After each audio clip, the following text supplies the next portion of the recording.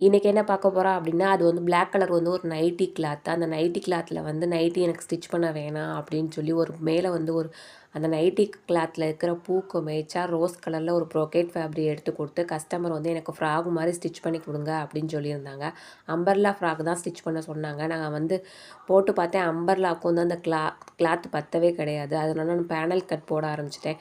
முன்னாடி 3 பின்னாடி 3 அந்த அளவில் பேனல் கட் போட்டிருந்தேன்.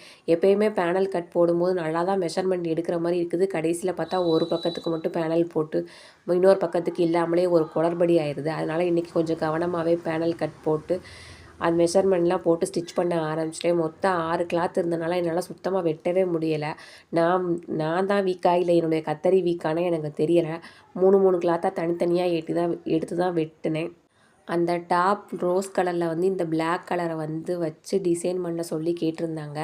இப்போ தான் அதை கட் பண்ணி முடிச்சிருக்கேன். நாளைக்கு பார்க்கலாம்.